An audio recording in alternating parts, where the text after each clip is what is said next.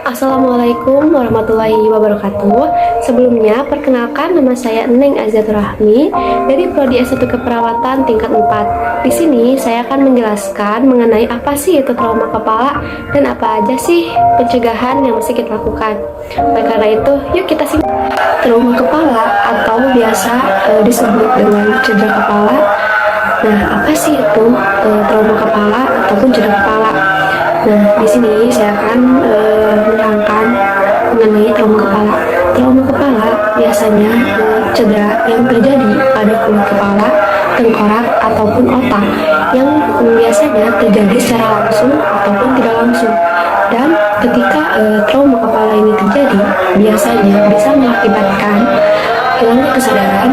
Hilangnya kesadaran itu seperti kalau misalkan kita ditanya, kita ngejawab itu ngantuk dan biasanya hilang juga keseimbangan. Dan ketika trauma kepala ini tidak ditangani secara cepat, bisa mengakibatkan kematian. Lalu ada juga nih penyebab dari trauma kepala ini. Penyebabnya itu ada dua. Yang pertama yaitu penyebabnya oleh trauma tajam. Biasanya trauma tajam itu terjadi oleh benda tajam secara langsung, misalnya seperti tertusuk pisau langsung ke kepala, ataupun misalkan kita itu ada barang tajam yang langsung mengenai kepala ataupun tertanam di dalam kepala. Sedangkan yang satu lagi yaitu trauma tumpul. Biasanya trauma tumpul ini tuh terjadi misalkan kita itu terbentur kepada kayu ataupun bata ataupun batu yang nantinya itu akan mengalami cedera. Selain penyebab yang tadi sudah dijelaskan, trauma kepala ini juga bisa terjadi ataupun sering terjadi ketika kecelakaan lalu lintas. Biasanya itu orang-orang tidak memakai keamanan yang sesuai dengan SOP. Jadi kita itu tidak memakai helm ataupun dalam mobil kita tidak menggunakan sabuk pengaman yang nantinya kalau misalkan terjadi kecelakaan bisa menyebabkan trauma kepala itu terjadi. Lalu ada juga nih klasifikasi ataupun jenis-jenis dari trauma kepala. Nah, klasifikasi ini juga dibagi menjadi dua. Ada yang berdasarkan keparahannya, ada juga yang berdasarkan dengan jenis cedera.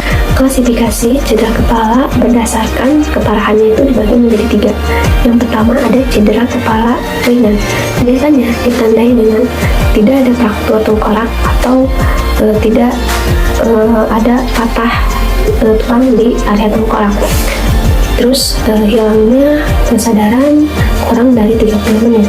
Lalu juga yang kedua ada cedera kepala sedang. Biasanya terjadi hilangnya kesadaran ataupun amnesia yang terjadi lebih dari 30 menit. Tapi juga bisa sampai 24 jam. Disertai dengan muntah juga dan biasanya dapat mengalami fraktur. Terus yang ketiga ada cedera kepala berat.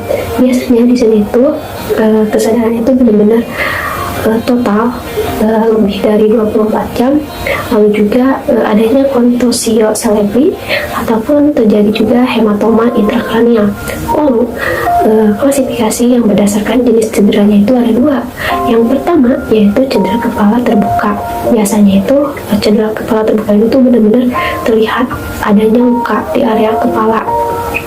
Terus juga yang nantinya itu kalau bisa menyebabkan adanya fraktur seperti tadi sudah dijelaskan, yaitu adanya patah tulang tengkorak ataupun jaringan otak. Nah, yang kedua itu ada cedera trauma kepala tertutup. Biasanya secara kasat mata kita itu tidak melihat adanya luka di area kepala, tetapi biasanya cedera kepala tertutup ini tuh terjadi lukanya itu di dalam kepala.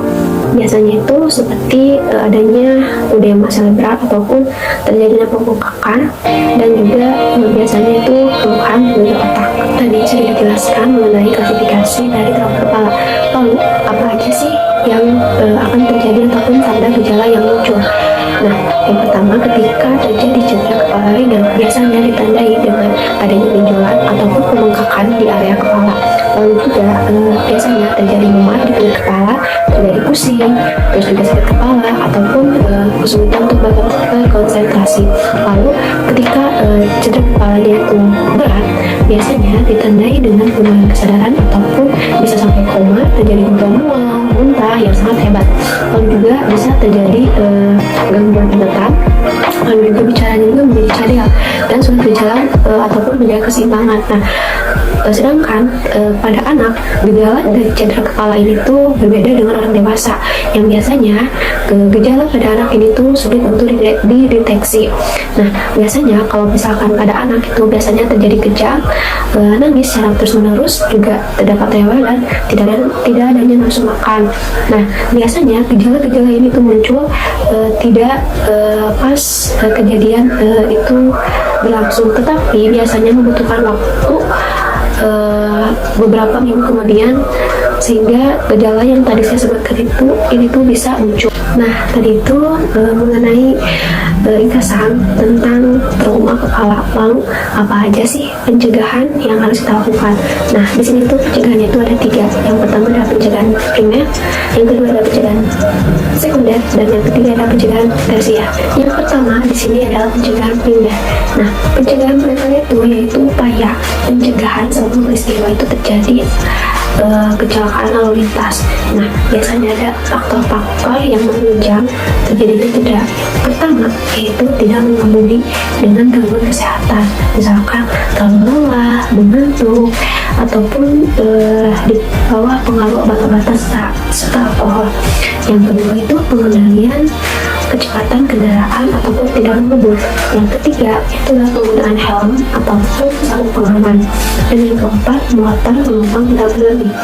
Untuk pencegahan yang kedua yaitu adalah pencegahan sekunder, di mana pencegahan sekunder ini tuh yaitu upaya pencegahan saat peristiwa terjadi yang dirancang untuk mengurangi atau meminimalkan beratnya cedera yang terjadi.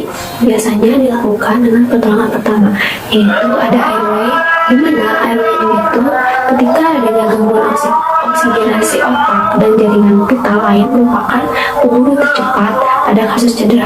Yang kedua ada breathing, di mana breathing itu adalah ketika jalan napas sudah tidak ada hambatan, bisa kita lanjut ke tindakan breathing. Yang ketiga ada sirkulasi ataupun menghentikan perdarahan.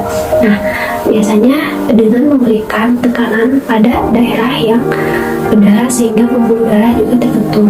Lalu selain pemeriksaan airway di atas yang sudah saya sebutkan juga bisa dengan pemeriksaan yang lain. Misalnya itu yang pertama ada namanya biasanya sedapatnya dicatat apa yang terjadi, dari misalkan di mana, kapan waktu terjadinya, dan apa yang dialami oleh pasien. Yang kedua itu adalah pemeriksaan fisik tubuh. Biasanya kita periksa seperti tanda vitalnya, yaitu dari mulai kesadarannya, nadinya, tensi darah, frekuensi, serta jenis pernapasan dan suhu tubuh juga.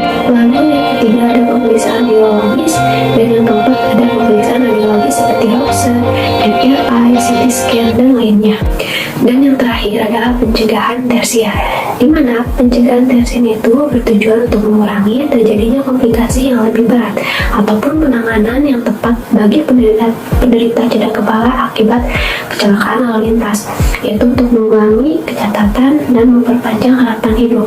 Biasanya pencegahan tersier itu penting untuk meningkatkan kualitas hidup penderita, meneruskan pengobatan, serta memberikan dukungan psikologis bagi penderita. Nah, adapun upaya terhadap penderita cedera kepala akibat kecelakaan lalu lintas yang biasanya ditangani melalui rehabilitas secara fisik, rehabilitas psikologis, ataupun sosial.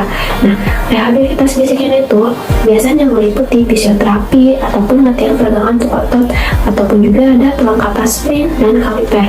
Lalu ada juga rehabilitasi psikologis, yaitu di mana pasien itu menerima ketidakmampuannya dan memotivasi kembali keinginan dan rencana masa depannya. Serta yang ketiga ada rehabilitasi sosial, di mana merancang rumah untuk memudahkan pasien dengan kursi roda.